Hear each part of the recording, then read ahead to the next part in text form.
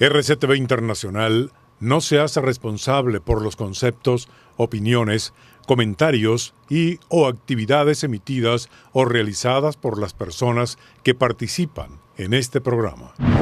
RCTV Internacional presenta Alerta. Hace 2 años, la libertad en Venezuela recibió un duro golpe con el cierre de RCTV. Hoy rendimos homenaje a protagonistas de historias de coraje que nos recuerdan que por la libertad no hay que rendirse.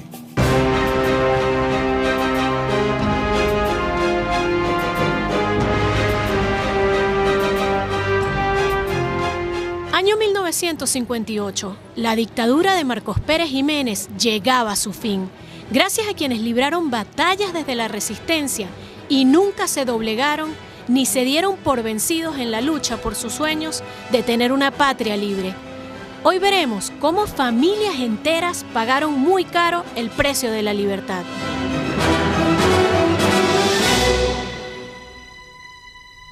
Cuando la adversidad nos ataca, lo único que uno tiene que es armarse de coraje.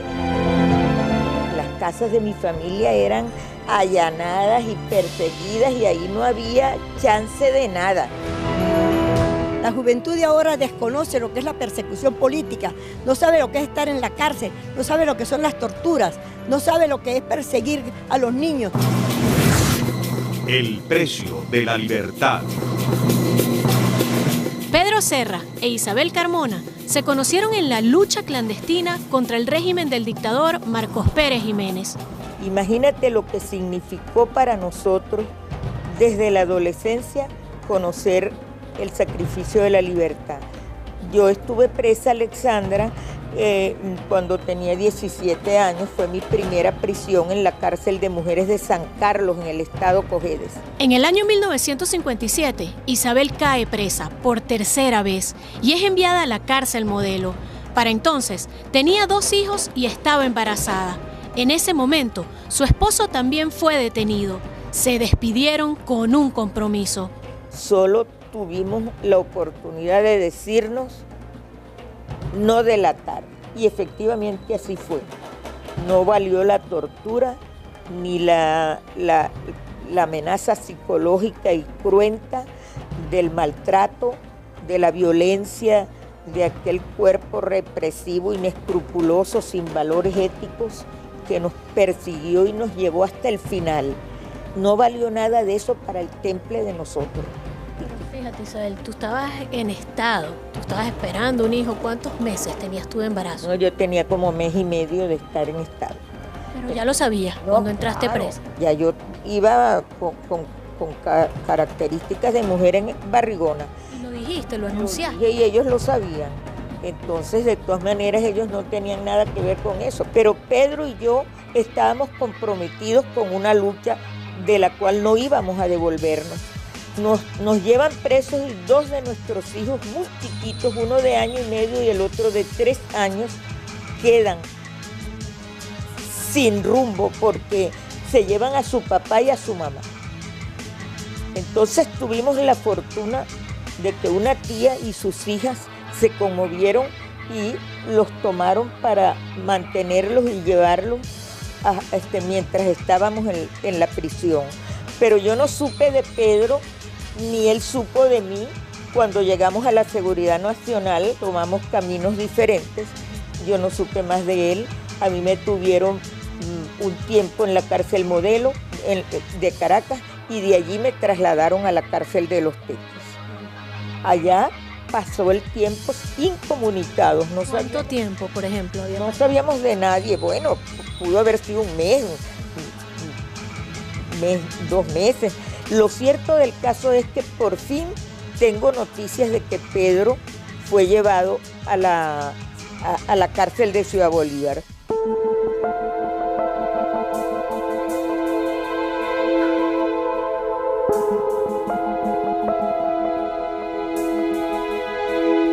Señor Pedro Serra, cárcel Modelo, Ciudad Bolívar.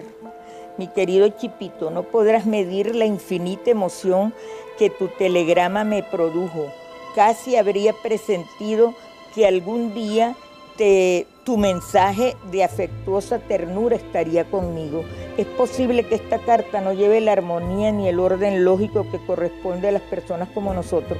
Diariamente, semanalmente, podremos escribirnos largo, hasta donde sea posible para diluir un poco lo doloroso de esta involuntaria separación. Me pongo muy alegre cuando me entero de que a Pedro lo llevaron a la cárcel de Ciudad Bolívar, porque fíjate que cuando una gente era prisionera, la única salvación que tenía era cuando llegaba a la cárcel, porque de resto era en la seguridad nacional el camino tenebroso de la tortura.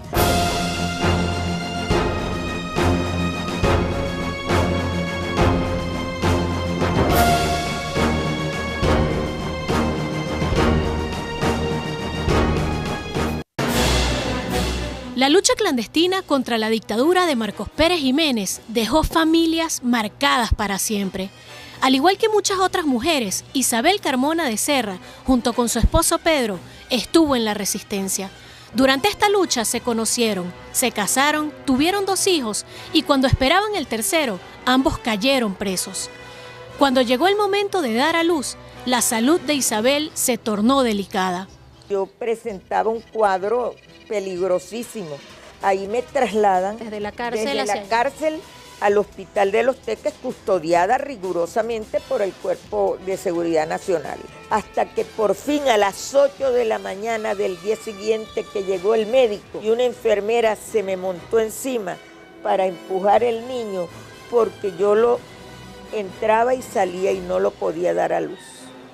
Y entonces en vez de tener una cesárea algo, es un milagro que yo no me haya muerto ni el niño tampoco, porque él nació con la cabeza alargada porque era para allá y para acá. Eso, al día siguiente me volvieron a trasladar a la cárcel, a la celda carcelaria.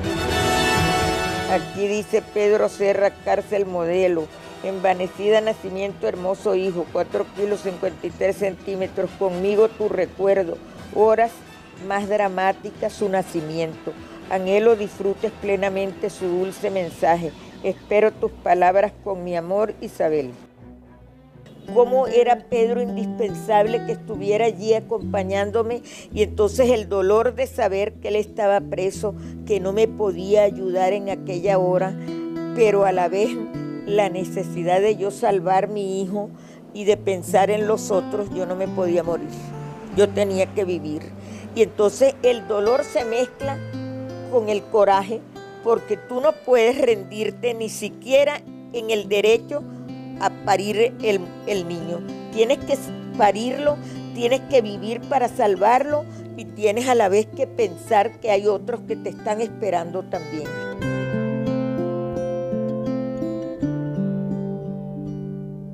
Tres meses después de haber dado a luz, Isabel recibe la noticia de que va a ser dejada en libertad. La alegría se confunde con la angustia de salir a la calle con un bebé, sin saber qué iba a pasar, a dónde ir y sin medio en el bolsillo para tomar un autobús. Una monja de la cárcel se percató de su situación y discretamente dejó dinero en el bolsillo de Isabel. Y entonces me ponen en la puerta de la calle. Cuando me vi en la puerta de la calle, me doy cuenta de los 100 bolívares para tomar un taxi que me llevara a la casita en el barrio del Cementerio, donde estaba la tía que alojaba a los 2 muchachitos chiquitos. Pero el momento más conmovedor que yo he vivido en esa lucha es cuando yo llego allí y veo al más grandecito, que tenía 3 años, sentadito en el quicio de esa puerta, viendo para la calle como un niño de Biafra, de este grueso, y lleno de dolor en su rostro y en su melancolía, viendo hacia el infinito, como el que está esperando. Cuando ese muchachito me vio, eso no tuvo nombre. Y a partir de aquel instante él no se separó nunca de mí, pero ni me dejaba ir al baño, porque creía que me le iba a perder otra vez. Entonces logramos conseguir un permiso para ir a ver a Pedro, que seguía preso en la cárcel de Ciudad Bolívar. Y cuando nos dan ese permiso, yo me voy con ese más grandecito. ¿Y con el bebé también, para que lo conociera No, o no? El bebé no. Okay. Entonces no me dejaron pasar, solamente al niño. Y él le decía, yo te quiero mucho, papá, pero yo tengo que irme a donde está mi mamá. Y él aterrado para que yo no se fuera a perder su mamá otra vez. Entonces, así es como se produce este encuentro.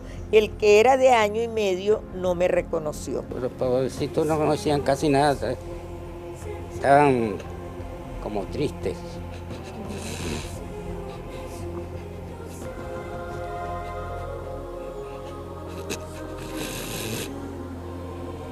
Bueno, hasta que esa situación... ¿Se te enfrió el guarapo? ¿Por qué, Pedro? A ver, cuéntalo con nosotros. Por el recuerdo de esa situación, pues. Bueno, eso era parte de la situación, de lo que puede significar para una familia tener que dejar a sus hijos por luchar, por conquistar un país, por darle la libertad, la democracia. Pero, al poco tiempo de estar en libertad, la madre y luchadora que había en Isabel entraron en conflicto. Inmediatamente que llego a la casa, le mando un mensaje a la dirección del partido, hago contacto con una persona que le dejo un mensaje a la dirección del partido anunciándoles que estoy en libertad. A los 3 días se presentó a la casa una comisión que manda el partido, formada por Verónica Peñalver y Blanca Canache. Esa comisión me lleva un mensaje que ellas no sabían su contenido porque así era la resistencia. Y en el mensaje me decían que ese mismo día yo tenía que estar a las 6 de la tarde en el bloque 1 del Silencio, donde me iba a esperar Pedro. Pero como Pedro está preso, yo capto que es el seudónimo de alguno que le han puesto eso. Cuando llegué a ese lugar, era Silvestre Ortiz Bucarán el que me estaba esperando. Y me dice escuetamente, tienes que encabezar una manifestación. Y yo sorprendida le digo, si yo acabo de salir de la cárcel, yo estoy totalmente fichada por la policía. Me dijo, esa es la orden del partido.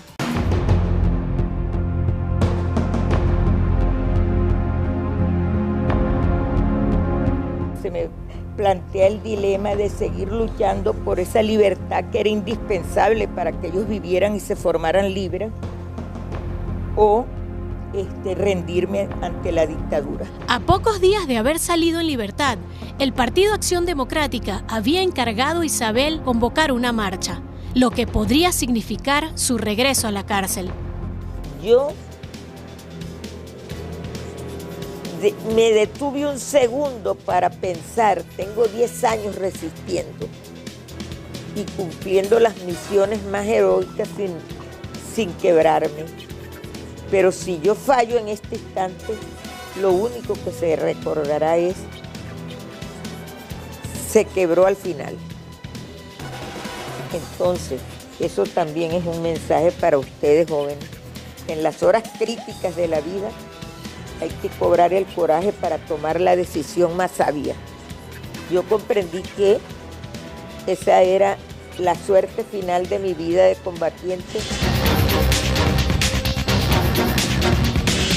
Estamos en las horas finales de la dictadura, pero se supone que tenían una pista de que algo se estaba formando.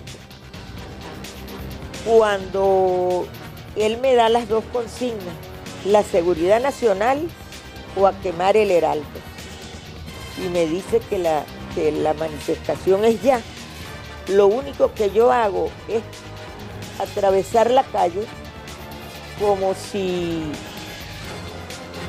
estuviera loca, pero con la mayor fuerza de mi vida. Muera la dictadura de Marcos Pérez Jiménez, a quemar el Heraldo, porque yo necesitaba dar la consigna. Cuando yo empiezo a dar esos gritos, empieza a salir gente de todos los bloques del silencio en grandes manadas y a lanzar volantes, y volantes por todas partes.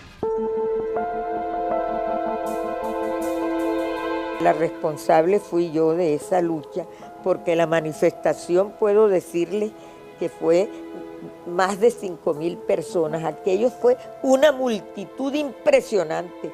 ¿Y quién la convocaba? No teníamos televisión, no teníamos medios de comunicación, ni internet tampoco.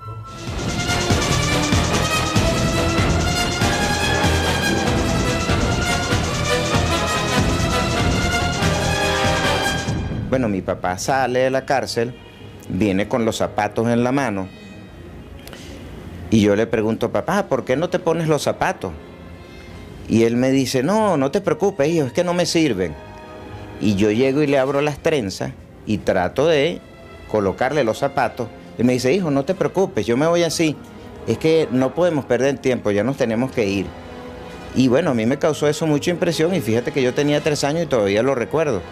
Y evidentemente mi papi había pasado grandes torturas, y entre otras cosas pues estuvo montado en un ring durante más de 30 días. Es una suerte pues que tú quedes vivo, porque ahí hay toda la disposición para que tú te mueras y te pueden de una vez desaparecer, y puedes quedar que nadie sepa para dónde correr. Isabel y Pedro pueden contar hoy esta historia, pero para otros el precio de la libertad fue la propia vida. Leonardo Ruiz Pineda, líder político de la resistencia contra el régimen de Marcos Pérez Jiménez, fue asesinado el 21 de octubre de 1952. Su muerte agudizó la lucha clandestina, y el precio de la libertad también debió pagarlo su familia. Es asesinado porque era el máximo líder del movimiento contra Pérez Jiménez. Pedro Estrada lo nombraron jefe de la Seguridad Nacional con el objetivo de que lo consiguiera vivo o muerto, a él y a Alberto Carnevale. Entonces, el objetivo de ellos era matarlo o entregarlo, y yo creo que se les presentó la oportunidad el 21 de octubre y lo asesinaron sin ninguna contemplación ni nada. La noche que a Leonardo lo mataron, yo suponía que él iba a llegar a la casa donde yo estaba, pero no era seguro. Había un convenio de que si no llego a las 10:30 ya no llego, sino que voy después. Y efectivamente él no llegó a las 10:30 y yo me acosté a dormir y tal. También Santos, Jorge Dajer, la familia que estaba con nosotros. Al día siguiente, muy temprano en la mañana, la esposa de Dajer me llamó para decirme que me parara, que me levantara porque había pasado algo grave. Entonces me paré y le pregunté qué pasó. Me dice ella, agarraron a Leonardo. Lo agarraron a Leonardo anoche. En ese interín, yo agarré el periódico y lo abrí y me di cuenta que Leonardo lo había matado. La foto es horrible que está. La foto que estaba en el Nacional, en primera página, porque nosotros recibimos el Nacional. Entonces lo vi y me di cuenta. Entonces yo le dije a Dajer, bueno, lo que tú tienes que hacer ahora es salirte de aquí de la casa, porque él también estaba siendo perseguido, con tu mujer y tus hijos, porque yo voy a reclamar a Leonardo y me lo traigo para acá y lo voy a velar aquí en esta casa. Yo tenía que jugarme el todo por el todo, era mi marido, ¿no? Yo tenía que hacer lo que tenía que hacer. Yo entré a Relaciones Interiores, yo pensaba que me iba a encontrar con Llovera Páez, pero a mí me detuvo en el camino un señor y me dijo que qué quería, y le dije, yo quiero hablar con Llovera Páez. Yo vengo a reclamar el cadáver de mi esposo que lo mataron anoche. Entonces él me dijo, pase por aquí, y me pasó a otro despacho. Entonces cuando yo entro al despacho de Choletter, está Choletter detrás del escritorio, está Pedro Estrada al lado de Choletter, más nadie. Cuando yo me vi frente a él, que él bueno, buenos días, yo no sé qué diría yo, le dije yo vengo a reclamar el cadáver de mi esposo. Entonces él me dijo a mí, su esposo ya está enterrado. Eso sí me cayó a mí como un baño de agua fría, su esposo ya está enterrado. Entonces le digo, ¿y dónde está enterrado? Me dice él, nosotros no le podemos decir dónde está enterrado. Entonces le digo yo, ¿quiere decir que su mujer y sus hijas no pueden saber dónde está el enterrado? Él me dijo a mí, bueno, esa es su opinión. Que él le dijo a los tipos, la señora Leo Mendoza que se vaya para su casa, el doctor Leo Mendoza va para la Seguridad Nacional detenido, y la señora Ruiz Pineda va detenida para la Seguridad Nacional. Cuando yo veo eso, me acordé que tenía hijas. Le digo, no, yo tengo que llamar y tal. Entonces me dice, él llame a este teléfono. Pero él se puso así y yo me puse a marcar el teléfono y él se paró atrás. Yo me di cuenta que iba a ver el número. Entonces yo no sé de dónde yo tuve la imaginación, la osadía, yo no sé de dónde, de decirle, no, si usted va a ver el número que yo voy a marcar, yo no llamo. Y no llamé. Entonces ya sabrán que estoy presa por Marisa, ¿no? Porque Marisa León se fue para su casa. Y efectivamente así fue. Para la familia Ruiz Pineda, la lucha por la libertad significó perderlo todo. Un padre, un esposo, un luchador. Sin embargo, esta batalla quedaría marcada en la historia venezolana como sinónimo de heroísmo. Leonardo Ruiz Pineda fue el líder político de la resistencia contra el régimen de Marcos Pérez Jiménez. Él, junto con su mujer Aurelena Merchán, sin descanso dieron todo por el todo. Pero ustedes pierden todo, entiendo. No, bueno, yo perdí mi casa y todo en el año 51 cuando me escondí. Perdí mi casa, perdí todo, perdí hasta el perro que se llamaba Resistencia. Hay un evento dentro de muchos que también fue difícil y es cuando te toca dar a luz a Natacha. Esto es con la Seguridad Nacional. ¿Qué pasó allí? Bueno, yo había estado detenida bajo interrogatorio en la Seguridad Nacional el 15 de julio. ¿Del año? 49. Estaba ya en etapa de parto. ¿Estabas embarazada entonces? Esperando mi parto. Ellos me interrogaron todo el día y yo me puse allí a decir que sentía dolores de parto. Yo no sé si lo sentía o era nervioso, pero yo efectivamente sentía parto. Y cuando ellos se dieron cuenta que yo estaba en plan de parto, me quisieron llevar para la casa. Yo les dije, no, yo voy a dar a luz aquí en la Seguridad Nacional. Pero ahí hubo un arreglo y ya salió un tal Ferro que estaba ahí, y el bachiller Castro y tal, y me mandaron para la casa en una camioneta de la Seguridad Nacional. El 17 de julio, sí, efectivamente, empezó el trabajo del parto de Natacha. Yo salí de mi casa con Alicia Vesga, de aquella época estaba casada con Luis Troconis Guerrero, compañero del partido que estaba en el exilio, y salí con ella a la Clínica Córdoba a dar a luz. Allí me recibió el doctor Domínguez Cisco, que era mi partero. Cuando yo llegué allí, también la Seguridad Nacional, que estaba en la puerta de mi casa, siguieron detrás de nosotros hasta que llegaron a la clínica conmigo. Cuando entré a la sesión de parto y me fueron a preparar para el parto y me pasaron al quirófano, los 3 tipos de la Seguridad Nacional que estaban allí quisieron entrar también al quirófano. Entonces el doctor Domínguez Cisco ahí se armó de valor y les dijo, no, yo no tengo aquí ninguna señora Ruiz Pineda, yo tengo aquí una paciente que va a dar a luz. Sin embargo, a las 2 horas de Natacha haber nacido, ellos entraron a allanar la habitación y levantaron a la niña de una cunita chiquita así y registraron debajo del colchón de la cuna. ¿Qué podían buscar? Yo creo que papeles o armas, no sé, porque imagínate, ahora, ¿qué arma iba a tener yo si yo creo que estaba en un problema completamente diferente y distinto? ¿Por qué querían entrar ellos allí? Yo me imagino que ellos creían que Leonardo podía estar allí o que iba a estar en la sala de parto esperando verme. Yo creo que todo eso se motivó al deseo que ellos tenían de capturar a Leonardo, y una forma de capturarlo y de hacerlo rendirse era presionando a la familia, presionando a sus hijos, presionando a su mujer, su mamá, su hermano en San Cristóbal, que lo hacían preso cada rato. Entonces éramos todos una familia acosada y perseguida.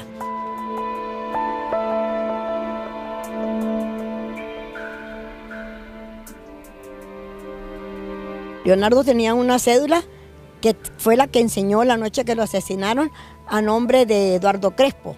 Yo tenía una cédula a nombre de Marta Crespo. Bastante bien camuflajeada la cosa y más o menos en un momento de apuro podían pasar. ¿Cómo se toma la decisión de que hay que esconderse? Cuando yo comencé la clandestinidad, la comencé en paralela de él. Él estaba por un lado, por una casa, y yo estaba por otro. Yo le entregué a mis padres, a Natacha, que estaba muy pequeña, y me quedé con Magda. Sin embargo, ellas estuvieron unos días en el kinder de Flor Campos Giral, que era una amiga nuestra, y las tuvieron allí escondidas un día. Pero allá fue la Seguridad Nacional con mi hermano que había caído preso a buscarlas. Entonces, A buscar a una niña de 3 años y de 6 años. claro, a buscar a la niña, ¿con qué objeto? Yo no sé. ¿Será con el objeto de perseguir a Leonardo Ruiz Pineda, de buscar? O de agarrar a las niñas para que a Leonardo se entregara. Claro, cuando la Flor Campos se dio cuenta que mi hermano venía con la Seguridad Nacional a través de una reja de un jardín y sacó a las niñas por la parte de atrás de la casa. Y se las llevó o se las mandó a Cristina de Machado.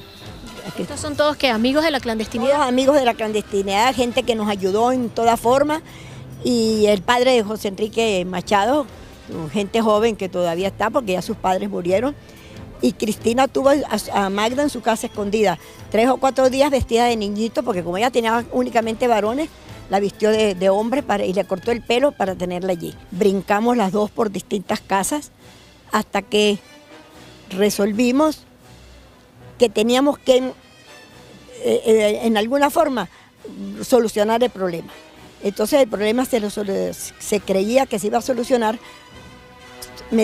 asilándome yo en la embajada del Ecuador con Magda y Natacha. Pero Leonardo y yo resolvimos hablar juntos, estar juntos, antes de que yo me asilara. Nosotros lo que hicimos fue ponernos a llorar los dos, porque nos íbamos a separar. Entonces Leonardo me preguntó, ¿tú eres capaz de quedarte escondida aquí y acompañarme? Yo dije, sí, yo soy capaz, yo no te dejo, yo me quedo en Venezuela escondida. Entonces mandamos a Natacha para San Cristóbal y yo me quedé con Magda escondida. Tiempo después organizamos, ya esa es otra historia, organizamos una casa con Jorge Dager y su mujer y vivimos con los Dager hasta el día en que Leonardo lo mataron. Tras la muerte de Leonardo Ruiz Pineda, Aurelena siguió luchando. Ni siquiera la cárcel pondría fin a su causa.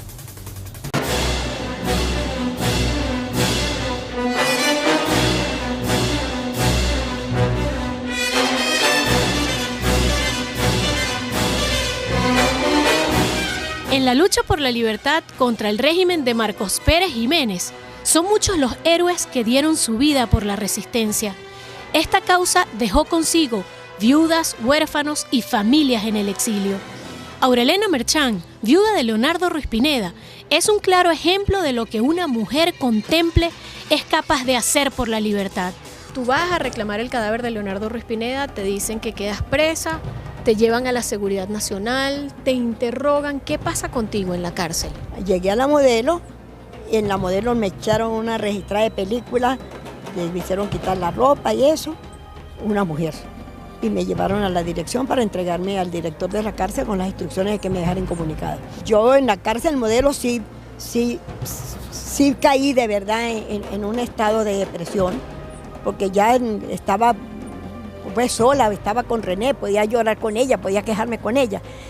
Ahí sí, y pensaba mucho en las niñas, ¿no? Lo que a mí más me molestaba eran las niñas y que no sabía, hermanos, de quién estaban. Si habían allanado el kinder y las habían agarrado.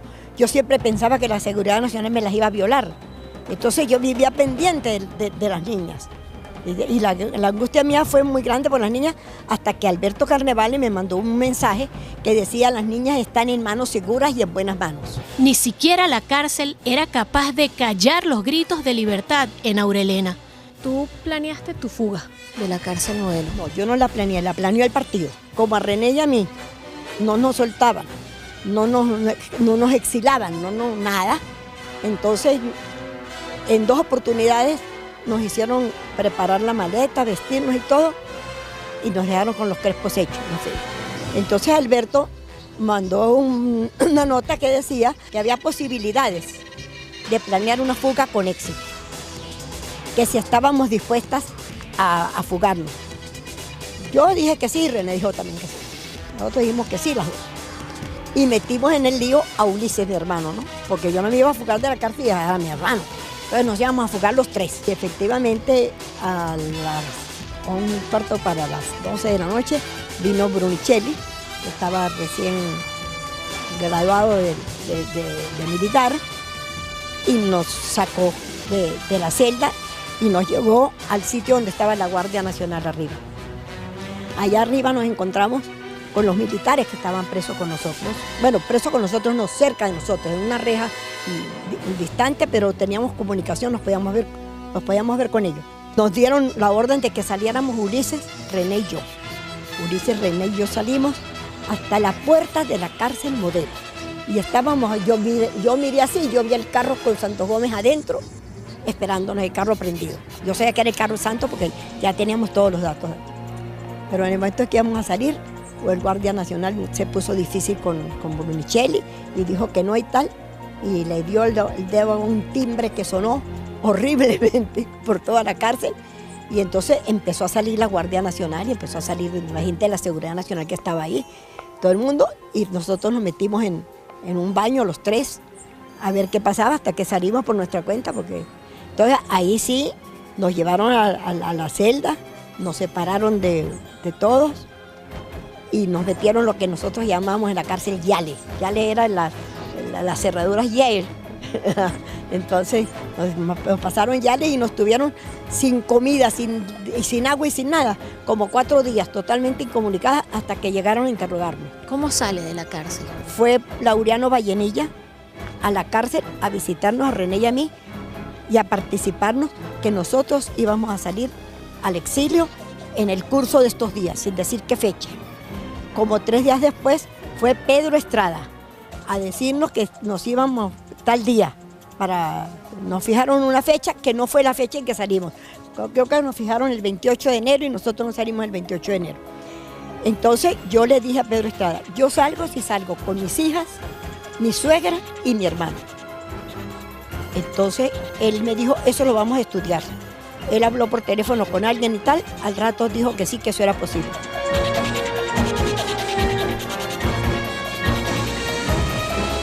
Salgo del país espiritualmente golpeada y abatida por la pérdida de un hombre que fue admirable esposo, excelente padre y ejemplar ciudadano. Presenciaré con serenidad nuestra victoria definitiva, porque ese día subirá por mi garganta la voz emocionada y vibrante de Leonardo Ruiz Pineda para decir a todos, compañeros, tenemos ya una Venezuela libre y de los venezolanos.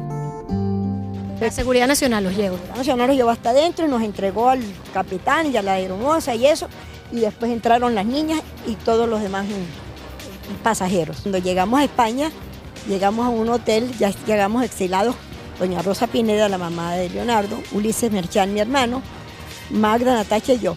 Llegamos a un hotel donde el portero tenía un uniforme, parecía militar, y cuando Magda se bajó del taxi y lo vio, ella se pegó de mí y me miró así, entonces le dije yo, no, aquí podemos entrar.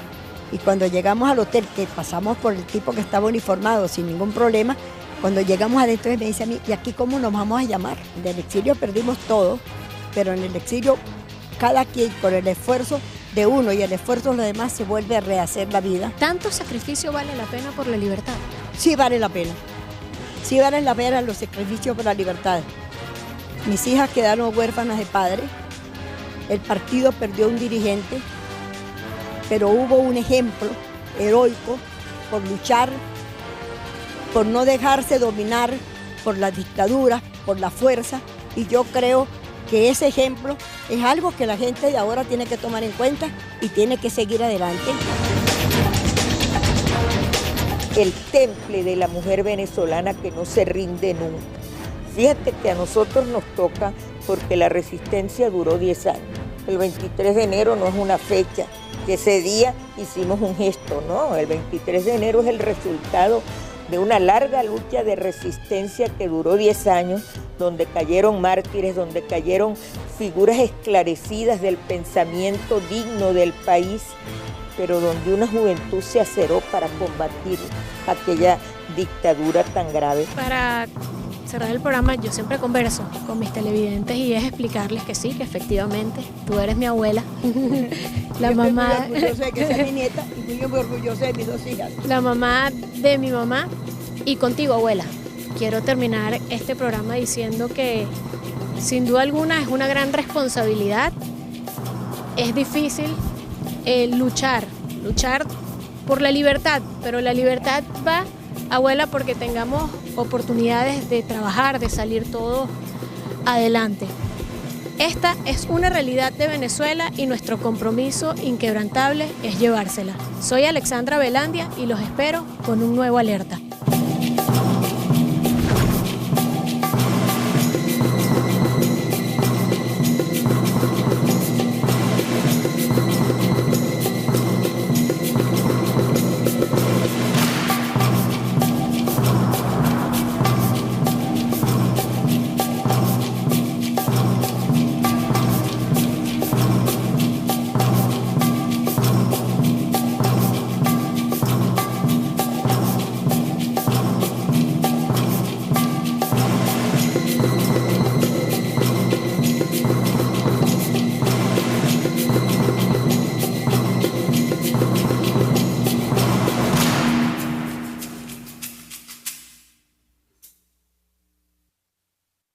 A la cárcel de Ciudad Bolívar, porque fíjate que cuando una gente era prisionera, la única salvación que tenía era cuando llegaba a la cárcel, porque de resto era en la seguridad nacional el camino tenebroso de la tortura.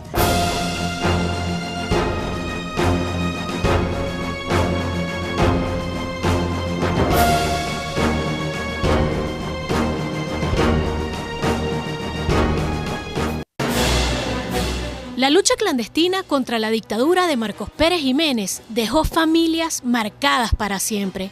Al igual que muchas otras mujeres, Isabel Carmona de Serra, junto con su esposo Pedro, estuvo en la resistencia. Durante esta lucha se conocieron, se casaron, tuvieron 2 hijos y cuando esperaban el tercero, ambos cayeron presos. Cuando llegó el momento de dar a luz, la salud de Isabel se tornó delicada. Yo presentaba un cuadro peligrosísimo. Ahí me trasladan desde la cárcel al Hospital de Los Teques, custodiada rigurosamente por el Cuerpo de Seguridad Nacional. Hasta que por fin a las 8 de la mañana del día siguiente que llegó el médico y una enfermera se me montó encima para empujar el niño por la cárcel Modelo de Caracas y de allí me trasladaron a la cárcel de Los Teques. Allá pasó el tiempo incomunicados. ¿Cuánto tiempo, por ejemplo? No sabíamos de nadie. Bueno, pudo haber sido un mes, 2 meses. Lo cierto del caso es que por fin tengo noticias de que Pedro fue llevado a la cárcel de Ciudad Bolívar.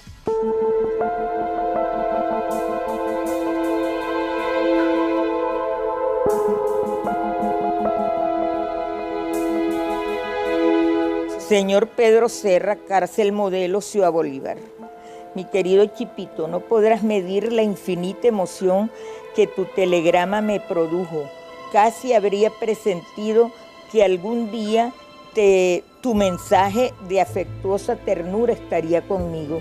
Es posible que esta carta no lleve la armonía ni el orden lógico que corresponde a las personas como nosotros. Diariamente, semanalmente, podremos escribirnos largo, hasta donde sea posible para diluir un poco lo doloroso de esta involuntaria separación. Me pongo muy alegre cuando me entero de que a Pedro lo lleva de aquel cuerpo represivo, inescrupuloso, sin valores éticos, que nos persiguió y nos llevó hasta el final. No valió nada de eso para el temple de nosotros. Fíjate, Isabel, tú estabas en estado, tú estabas esperando un hijo. ¿Cuántos meses tenías tú de embarazo? No, yo tenía como 1 mes y medio de estar en estado. Pero ya lo sabías cuando entraste presa. Ya yo iba con características de mujer barrigona. Y lo dijiste, lo anunciaste. Y ellos lo sabían. Entonces, de todas maneras, ellos no tenían nada que ver con eso. Pero Pedro y yo estábamos comprometidos con una lucha de la cual no íbamos a devolvernos. Nos llevan presos y 2 de nuestros hijos muy chiquitos, uno de 1 año y medio y el otro de 3 años, quedan sin rumbo porque se llevan a su papá y a su mamá. Entonces tuvimos la fortuna de que una tía y sus hijas se conmovieron y los tomaron para mantenerlos y llevarlos mientras estábamos en la prisión. Pero yo no supe de Pedro, ni él supo de mí. Cuando llegamos a la Seguridad Nacional, tomamos caminos diferentes. Yo no supe más de él. A mí me tuvieron un tiempo y ahí no había chance de nada. La juventud de ahora desconoce lo que es la persecución política, no sabe lo que es estar en la cárcel, no sabe lo que son las torturas, no sabe lo que es perseguir a los niños. El precio de la libertad. Pedro Serra e Isabel Carmona se conocieron en la lucha clandestina contra el régimen del dictador Marcos Pérez Jiménez. Imagínate lo que significó para nosotros desde la adolescencia conocer el sacrificio de la libertad. Yo estuve presa, Alexandra, cuando tenía 17 años, fue mi primera prisión en la cárcel de mujeres de San Carlos, en el estado Cojedes. En el año 1957, Isabel cae presa por tercera vez y es enviada a la cárcel Modelo. Para entonces, tenía 2 hijos y estaba embarazada. En ese momento, su esposo también fue detenido. Se despidieron con un compromiso. Solo tuvimos la oportunidad de decirnos no delatar, y efectivamente así fue. No valió la tortura ni la amenaza psicológica y cruenta del maltrato, de la violencia. RCTV Internacional no se hace responsable por los conceptos, opiniones, comentarios y o actividades emitidas o realizadas por las personas que participan en este programa. RCTV Internacional presenta Alerta. Hace 2 años, la libertad en Venezuela recibió un duro golpe con el cierre de RCTV. Hoy rendimos homenaje a protagonistas de historias de coraje que nos recuerdan que por la libertad no hay que rendirse.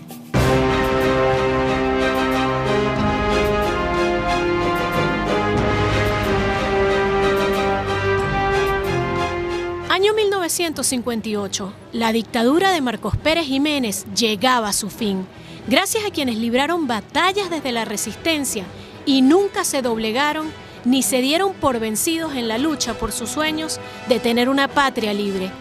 Hoy veremos cómo familias enteras pagaron muy caro el precio de la libertad.